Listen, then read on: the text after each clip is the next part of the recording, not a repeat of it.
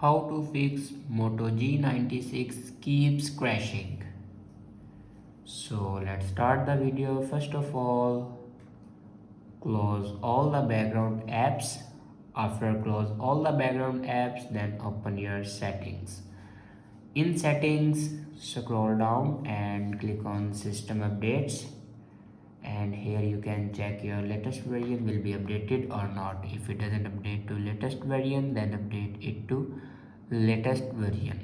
After update a latest version, then go back and click on system and click on reset options.